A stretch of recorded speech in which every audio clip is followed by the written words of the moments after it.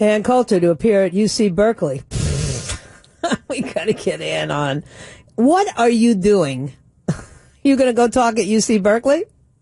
Why, apparently I am. Oh, this is. I may have to fly out for this. Yeah. I mean, really, yeah. I guess UC Berkeley decided they are for free speech now, or I'm just clueless how this came to pass. Well, so am I, but I'm sort of hoping that's what the idea was. They're embarrassed and they should be, at what happened with Milo. So they're going to show that they can hear opposing viewpoints without smashing Starbucks windows. Yeah, and hopefully you'll have your usual coterie of protection, because I worry about you. Yeah, me too. It just seems to me it would be so hacky to do the exact same thing they did with Milo. I mean, apart from anything else, what, you're just going to keep doing the same thing? No, come up with something new. They're not that clever. Like questioning me in question and answer. Yeah, but they're not that clever. They just, it's like, look at Charles Murray. I mean, they don't read the book, but they brand them a racist. And you can't expect them to suddenly get mature or to get smart. It's not going to happen. But as long as you're protected, I think it's all good, because it continues to point out to the mainstream and the media that there is no freedom of speech on college campuses, and that anyone who doesn't toe their line is going to be punished for it. Yes, it's been like that for a while, though. Generally, I mean, I've never had a speech shut down in America. Right, in Canada. Yeah, those nice Canadians. Yes, exactly. That was so insane. Right. But I've never had it. And I wrote about this at the beginning of one of my books. I think it was, if Democrats had any brains, they'd be Republicans, because I've given so many college speeches over the years. And so I was dividing up what to expect on a college campus. And I sort of hate to say this, but it's true. It's really obvious. It's really overwhelming. If you look at the SAT scores generally, before going to a school, the higher the SATs, actually the politer they will be. Right. Which is contrary to what my expectation would be. I mean, you'd think we always make fun of places like Harvard. But no, they do want to challenge you. They're smart kids. They think, I have the question. And that's actually really fun to engage with smart liberals. It tends to be, historically, the community colleges, the junior colleges. Not that I have any problem with those. I'm sure there are a lot of smart kids who are really doing great things. But that's what it tends to be where you get the most violence. It's just as if they really are like little kids. I can't challenge you intellectually, so I'm going to throw something. Yeah, but Berkeley's no. I know. That's why it ought to be fun. Yeah, well, good. I hope so. As I said before, it's almost worth the price of admission. Just make sure you got big, brawny guys all around you. I don't know about you, but I'm going through some real, I'm very upset about some of the things that are happening right now. And number one, these tweets against the Freedom Caucus. Yes. I mean, what is that all about? Does Donald Trump forget who got him elected? Oh, yes, this is very disturbing. Yeah. And I mean, I was on Lou Dobbs yesterday and said whoever told him this was a good idea ought to be fired and kept away from him as far as possible. No, I'm getting nervous too. It's beginning to look a little like the Bush administration. Yeah, look at the people around him. Ann, can you name one constitutional conservative with the exception of Jeff Sessions? One. Steve Miller. Okay, Steve Miller. And, okay, I'll give you Steve Miller. Yeah, but the rest of them are New York liberals.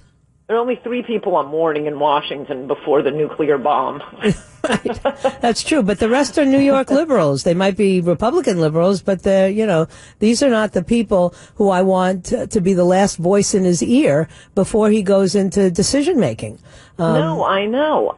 It's a big problem. This idea that, I mean, it's really disturbing that, first of all, this idiotic Obamacare light that Ryan came up with. This is just classic Republicanism. This is why people hate Republicans. They will never actually give us freedom to purchase a legal product in America, health insurance. They will never remake the system no, they just accept, okay, well, we already have a socialist system. We'll give you less stuff. Right. Great. Yeah, that's what we want. How about, well, as I suggested in my column this week, keep the Obamacare for the people who the welfare cases, but give the rest of us a free market in health insurance. If I can just buy a health insurance that isn't paying for other people's transgender operations, pregnancies, prenatal care, I want health insurance for medical problems that in a million years I might possibly have, and it is illegal to sell me that policy in America. Just make that legal, and within a year, 80% of Americans would be on free market plans. They'd cost about $50 a month.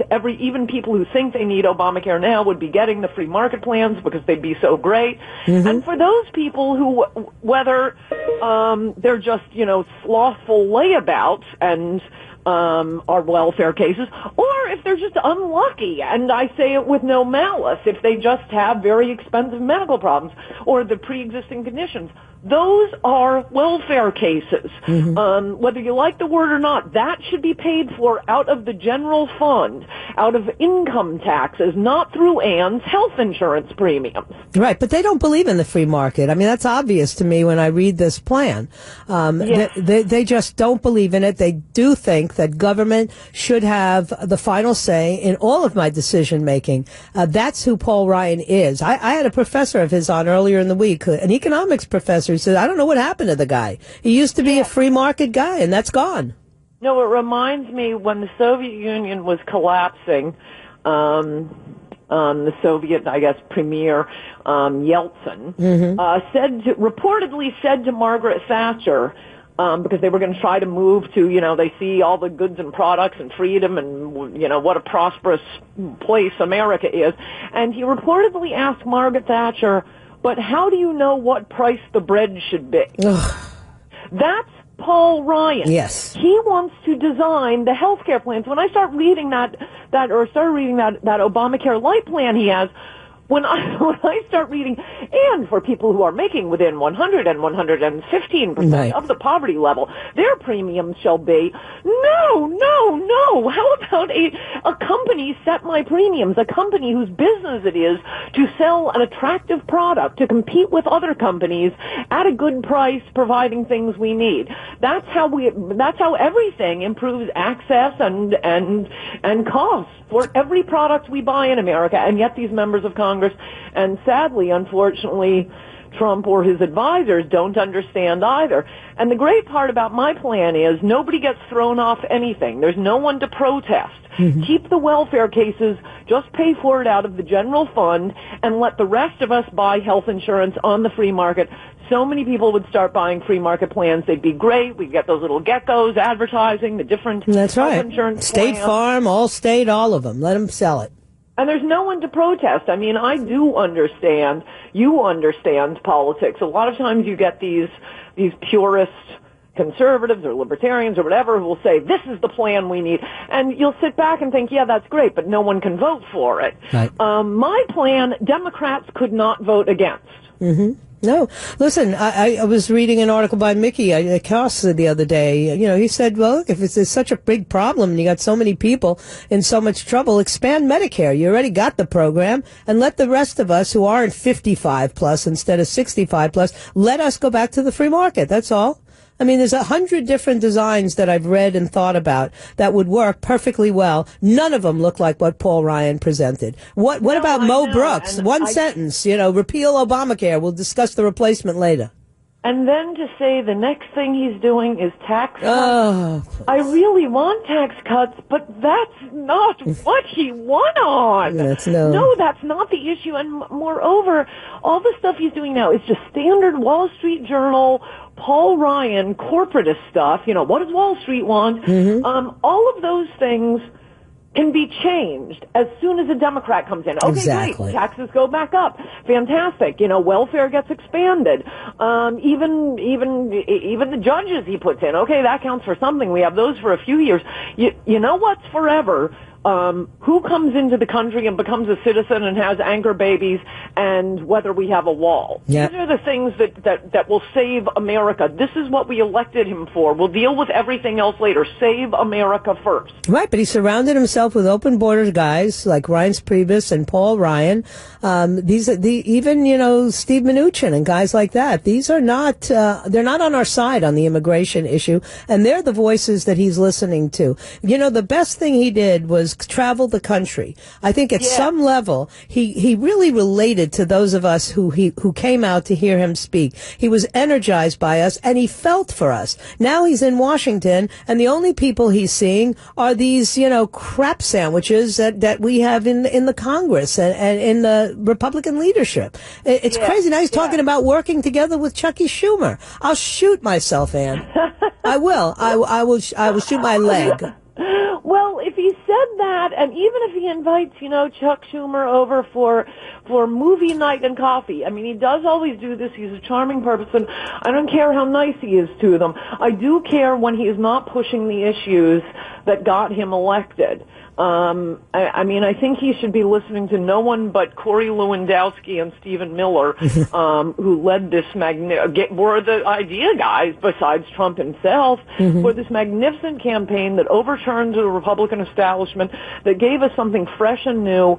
Because instead, what we're getting right now, I just want to see something that isn't the same thing that Jeb would have done. Yeah, no, I feel like I'm getting Nixon redux, and we could talk about that at another time. One last question. What does General Flynn need immunity for? Maybe for something he's done that has nothing to do with Trump. This is a standard, I ought to say, and your listeners probably know this already. Any lawyer would do this. Of course you say that before you offer up anything.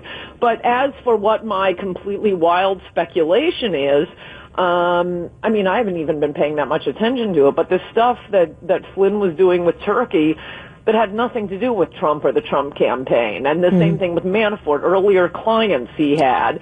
Right now, his lawyer is correct. We are in a witch hunt atmosphere, so you would particularly do this. But even if we weren't in a witch hunt atmosphere, hey, remember, who was it? Was it Huma who got full immunity to testify? No, it was the chief of staff, Cheryl Mills. That's right. That's right. Yeah. That's right. Well, listen, you can't make this stuff up. They need to depose Evelyn Farkas, Dr. Farkas, who pretty much told us outright that, we were surveilling and, we were leaking the information like crazy. Yes, because we needed to keep an eye on Trump. I love how she was so proud of it. Now they're pretending it didn't happen. Right. Well, give her immunity. I want to hear the rest of the story. That's not General Flynn. He got taken down. Anyway, Ann, I'm definitely going to Berkeley. I'll be there. I want to be right by your side when this happens. Whatever happens, if it's a great event, that'll be even better. But that's fantastic. April 27th. I'll be there. All right. You take care. We'll talk soon. Ann Coulter, pick up the books. Where is, I heard you were coming here somewhere local. No, I'm doing Modesto the next day, and there are some. It's weird. There are these people protesting it. Modesto is a nice little farming town. Yeah. And I looked up the alleged protesters, and get this. They're all the heads of these Hispanic grievance organizations. They're all, 90% Anglo. But this is what their jobs are. Yeah. Check with the farm workers. I think they'd like a raise. Yeah, exactly. All right, Ann, take care. Thanks for coming on. Good We to talk to you, appreciate Joyce. you. Bye-bye. Bye-bye.